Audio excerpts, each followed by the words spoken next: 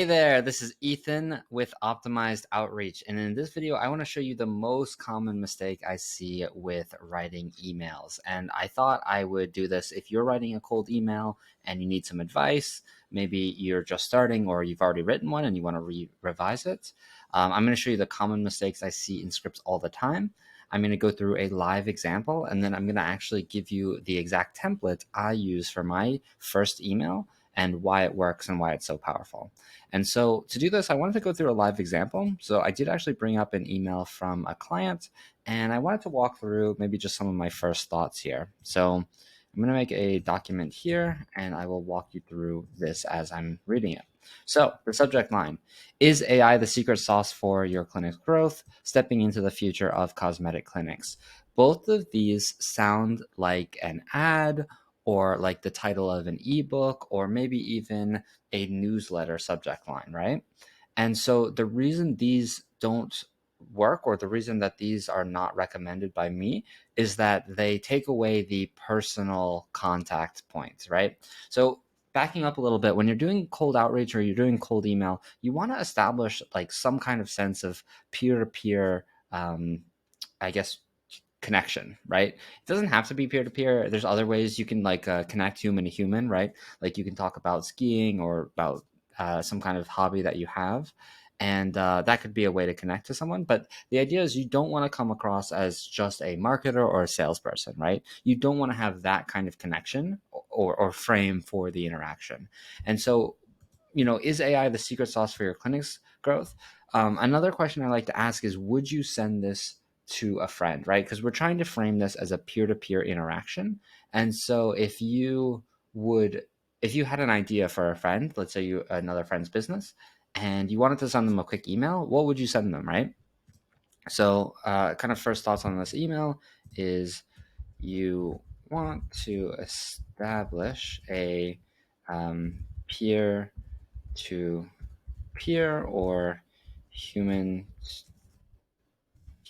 to human connection, right? So that's really important. Not a marketer or salesperson connection, right? So you definitely don't want to be a marketer and sales. So again, the way I would write this is, how would you write this to a friend, right? And so the way I would personally write it, if I had a friend, let's say I had a friend named Bob, I would say, hey, Bob, quick idea. Or, Bob, have you tried this? Have you tried this? Or, Bob, using AI in your clinic. Or, easy way to use AI in your clinic. So I'd probably stick with more of these top ones. That's like a tried and true one. But you can definitely move down towards these other ones if you want as well. But you can get the general idea. It's like, hey, have you tried this? AI in your clinic, easy way. So is AI the secret sauce to your clinic's growth? Again, sounds like a headline, sounds like a marketing thing. We don't want to use that. Yeah, so that's kind of the first impression. All right, here we go. Here is the actual script. Hey, name. Ever dreamt of a future where my cosmetic clinic runs seamlessly? Okay, so a lot of thoughts here, right? This first sentence is very, very, very important, and you want it to be customer focused. So let me just write here. Um, the first sentence is very important and needs to be prospect. So there's a couple of ways to do this, right? You can say a joke, compliment, super relevant intro, common, I guess, common relationship. And again, all of this is supposed to, this is what sets the frame of the email, right? So that's very important to remember. This is what's setting the frame of the email, okay? So the first sentence is very important. I'm going to skip ahead a little bit to the components of my email, but I'd like to make some kind of relevant introduction. So why are you reaching out to them? Why should they care about you? Is there some kind of rapport that you can build immediately with this person? That would be a really good intro. So, have you ever dreamt a future where my cosmetic clinic runs smoothly? They don't care about my cosmetic clinic, right? They would care about your cosmetic clinic, who would be the person writing this. So that's a little bit of a note. So the way I might write this is I'd say, hey name, loved, um, been following uh, company name for a while now, and congrats on hitting XX Instagram followers. That's a big milestone, right? So this is a pretty good intro because it's showing that you've been following this company for a while. So that's why you know of them. That's why you reach out.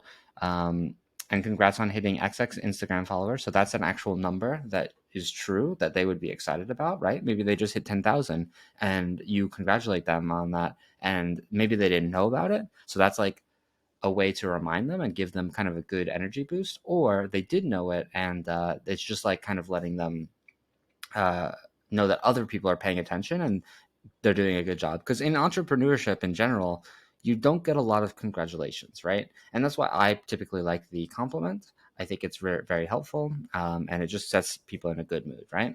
So there you go. Plus, what's nice is that this Instagram follower amount can actually be pulled by like a virtual assistant or something if you needed to, because they can essentially just put in a number, right? Some kind of milestone, and then you just round to the nearest thousand, let's just say. So, yep, there you go. Now we're getting into kind of the next component of the email, which is the pain point. You're trying to really identify the pain point and make it super clear what you are dealing with.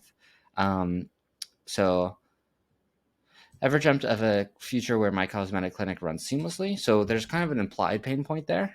So if I were to spell it out, the pain point would be more around the clinic running seamlessly. So I might call out that specific problem, right? Um, so what does it mean for a clinic not to run seamlessly? Uh, are you, good question, or just wondering, are you running into issues with, not responding to customers in time, or managing bookings, and you're too busy to do all the admin because you have clients to serve, right? So we're kind of painting a picture here of like what the actual problem is. You might even want to say like what the outcome is and say, so you're losing business. So this would obviously go into the first sentence. You wouldn't just have so you're losing business as its own sentence, but you'd kind of work that into this first part.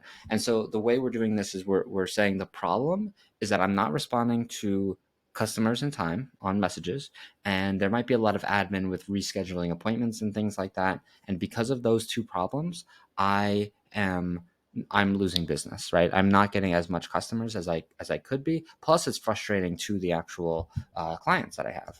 Plus, it's frustrating to the clients, right? Especially your loyal clients or something like that. And that just hurts the rapport of the business, which can lead to less referrals and less repeat business, everything like that, right? So it's a really, really big problem. If you can even point out how big of a problem it is, on average, clinics lose, XX% of revenue from this. Something like that. If you can attach some kind of number to it, that's really good as well. Great. Now we're going to go into the next part of the sentence, or the email. So I've presented the pain point. Now I'm going to go into the solution. So let's see what the client wrote here. I know the challenges of managing a cosmetic clinic, and I've seen how AI can transform these challenges into opportunities for growth. Okay, so this right here is basically the solution. So this is like a rapport building thing where you're saying, I'm managing the clinic as well, and I know how AI can transform this. What I might do is I might move the actual rapport building into here. So move rapport, um, rapport building of owning a clinic in here. And I might make it more clear, right? Make it more clear. So I might say something like, I run this clinic, and you can even name the clinic, and maybe even I might not link to the clinic, but I might say the name of the clinic in this town. And I've had such a hard time, not responding to customers or time or managing bookings. I was wondering, do you have something? Do you have the same problem? Question mark. Right. That could be like a really good pain point intro where you're getting that rapport earlier into the process. So that's really important. Now, how AI can transform. In the coming weeks, I'll be sharing. Great. So this is what you're telling people. In the following weeks, I'll be doing this. That's like a newsletter kind of written. So I'm going to actually take this and turn it into the solution.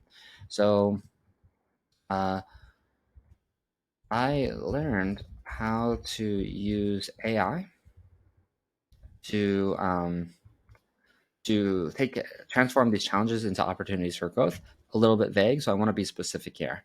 I learned how to use AI to automatically respond to customers and take care of all rescheduling without me having to even check. What's more is the AI was extremely polite and and wrote better responses than I could even think of. Plus, it works. Plus, it works 24/7.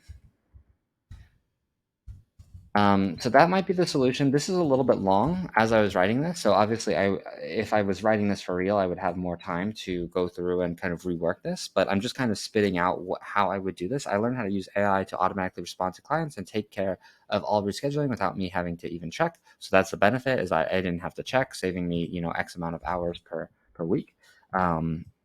Yeah, so this is the solution. You might want to shorten this down and put it into like just one simpler sentence, but that's kind of like a basic idea. I'm calling out specific things that it's doing and specific unexpected benefits as well, to doing this, right? So that's really important because sometimes there's auxiliary benefits to your product, and you do want to kind of mention that. Great. Now we're going to go into the next part, which is the 1 to 2 sentence case study. If I read what the client has written before, they don't have any kind of case study here. So I don't really know what the outcome is or if it works, right? Ready to get started? I'm ready, and we'll dive straight into the opportunities of AI. So the way I might write this instead is I might say something like, I calculated it, and this is assuming that you just have yourself as a case study, but if you have another client, it's really helpful. In fact, I'm going to write it as if I had another client, so you can see what it would look like. So if I was, or we recently um, copied, right? Copied sounds easy. We recently copied this AI framework to another clinic called XX in New York, right? New York, and they saved XX hours and booked in XX% more people throughout the week, right? So that's like a really simple, like you're basically, another really big advantage to this is that as people read your cold email, a lot of the times they forget what it is that you do, or they assume that you only do marketing and that you are doing like cold email as a service, which is actually a little bit frustrating and something that I've seen a lot. People will respond like, "Oh, no, thanks. I don't believe in cold email." But it's like, did you read the email? Because it doesn't have anything. We don't do cold email. We do AI services. We're doing cold email just to reach you, right? Same with like products and SaaS companies and things like that. So the case study really, really solidifies what is the benefit here and why I should care, right? And what specific outcome is likely to happen for my business if I were to take this on as well. Plus, it shows that you have actually implemented this in more than one situation. Um, there Some people like to put here like, oh, on average we do this. That's kind of strong, but I've actually split tested that and found that a specific example of like, we did this with this clinic at this location, get this benefit over this time period, actually works a little bit better. So which is nice because you only need one or two case studies, right? So the 1 to 2 sentence case study: identify the client's case study by name if possible, name the mechanism. So here I'm just saying copy and paste the AI framework, but if you come up with like kind of a cool name for it or something unique, that's really good as well. Not something that's super technical. I've seen people call SSMA, or social media marketing agencies, but you don't want to be too confusing. You just want to have like a process. That way it sounds unique and sounds cool. So instead of, social media marketing, I might say social engineering or something like that, right? You can workshop that in how it's going to fit into your brand and everything like that. But I'm just giving you an idea of how to differentiate yourself from other businesses who are doing the same thing or something similar. If they're not doing anything similar, then just by adding a name and a mechanism, you can sound like you have a little bit of more of a process than you might actually have. Or it might at least sound more put together, right? Or more appealing, right? There's a really good book, $100 million Offers, where you can actually learn how to name things, and naming your mechanism after what people actually want, like the 1 second response or 2 second response or something like that. In this case, like saying that the thing that you get is AI will respond to your customers in 2 seconds could be like a really powerful mechanism that I'm thinking for this client. But yeah, so there's some ideas there on how you'd write this sentence. And then the last one is going to be the call to action. So let's scroll down here and see what the client put to the call to action. Ready to get started, reply with "I'm ready," and we'll dive straight into the world of AI and opportunities it presents for my cosmetic clinic. So again, generally speaking, you don't want to say my stuff too much unless you're giving examples for why it would work for them as well. This also doesn't sound like you would be talking to a human, right? This sounds like the end of an ad, which is not what you want. You want to basically come across like, hey, you're literally talking to one person. So instead of get ready to get started, that's not like very compelling. I might say instead, hey, are you interested in the like, I don't even like this opportunities it presents for my cosmetic clinic. I would rewrite this entirely. So are you interested? These are all like kind of vague and like marketing. So I'm going to rewrite this. I'm going to say, um, I wrote a guide on how to get this started for your business as well. Interested in me sending it over, or want me to send it over? Want me to send it over? Reply yes, and I'll forward it to here. You can put this. I wrote a guide on how to get started. Started with AI for your business as well. Or you can even put a company name for company name, right? As well. Want me to send it over? And then you can actually leave it there. I just put reply yes, just in case there was some kind of automation or something that you needed, or you wanted to make it a little bit more simple. You can split test this and see if that works. Reply yes, and I'll forward it here. Depends on the audience, right? If they're super distracted, that this actually might help. Just get some kind of reply, which would be a yes in this situation. But most people, it depends on if they've been reached out to a lot by cold email. This might be enough to sound like a little bit more human and a little bit more natural. So yeah, basically I've rewritten this email and I have made it a little bit more like this format. And then I overcame the biggest problems of not making a human to human connection and being too focused on us as the prospect instead of them, or us as the seller, basically, as opposed to them as the prospect, right? And so, yeah, I hope this helped. I think kind of having these long form videos helps you to understand why I write the sentences that I do. And it also makes it more applicable to your situation, because you can't necessarily copy the exact format all the time, but you can copy the logic behind it. Okay. And so, yeah, that's pretty much it. Thanks so much. Let me know if you have a question on this or you have something that you want to see. Leave a comment below and I will be sure to acknowledge it. I might be able to even do some copywriting criticisms of your script or some revisions of your script if you want that to happen as well. So you might just need to send that in and we can work that out for the next video. Okay, cool. Thanks so much, guys. Have a good one. Bye.